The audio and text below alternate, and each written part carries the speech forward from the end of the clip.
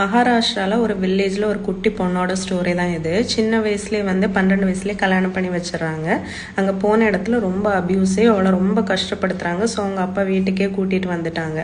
அப்போ அந்த ஊரில் பொண்ணுங்க வாழாமல் வந்தாலே பெரிய தப்பு. ஸோ அவளை ரொம்ப கஷ்டப்படுத்துகிறாங்க, வாழவே விடலை யாரும். அதனால் என்ன பண்ணுறேன்னு தெரியாமல் சூசைட் அட்டம் பண்ணிடுறாங்க. அவங்க அப்பா கஷ்டப்பட்டு காப்பாற்றிடுறாங்க. அப்போ அவளுக்கு ஏதாவது சாதிக்கணும்னு ஆசை. ஆனால் இந்த ஊர்லேருந்து என்ன பண்ணுறதுன்னே தெரியலை. சரி பரவாயில்லன்னு சொல்லிட்டு எந்த ஒரு சப்போர்ட் கிடையாது, பேக்ரவுண்ட் கிடையாது. பாம்பேக்கு கிளம்பியாச்சு.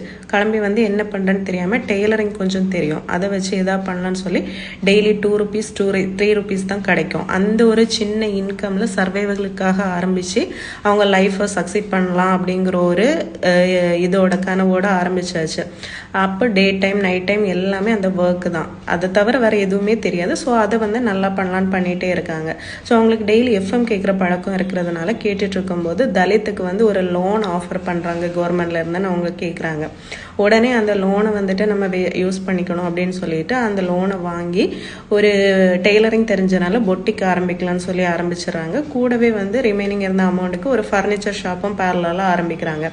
அது ரெண்டுமே நல்லா போயிட்டு இருக்கும்போது அவங்களுக்கு ஏதாச்சும் நம்ம மட்டும் முன்னேறினா போதாது, மற்றவங்களுக்கும் ஏதாவது நம்ம பண்ணணும் அப்படின்னு யோசிச்சுட்டு இருக்காங்க. அப்போதான் ஒரு நியூஸ் வருது.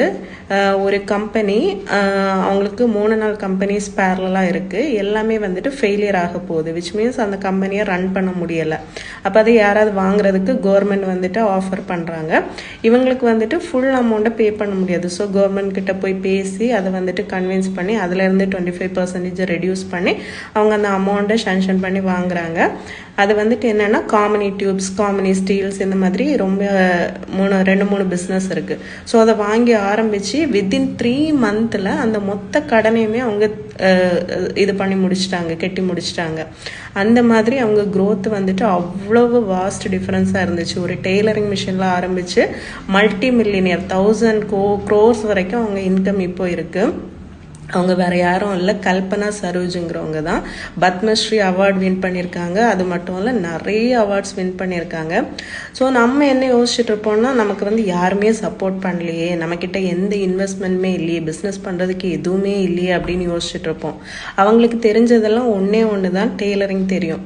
அதுவுமே அந்த தெரிஞ்ச விஷயத்த நல்லா பண்ணிகிட்டே இருந்திருக்காங்க. மற்ற ஆப்பர்ச்சுனிட்டிஸ் எல்லாமே அவங்களுக்கு தானாக வந்தது கிடையாது. அவங்க கேள்விப்பட்டதை வச்சு அவங்க யூஸ் பண்ணிக்கிட்டாங்க, ஒவ்வொரு ஆப்பர்ச்சுனிட்டிஸையாக யூஸ் பண்ணிக்கிட்டாங்க. ஸோ நம்மளுமே தெரிஞ்சதை கரெக்டாக பண்ணலாம், எந்த ஒரு சப்போர்ட்டும் இல்லைன்னு சொல்லிட்டு பயப்பட தேவையில்லை. எல்லாமே தானாக நடக்கும். நம்ம ட்ரீம் பிக்காக இருந்தால் மட்டும் போதும்.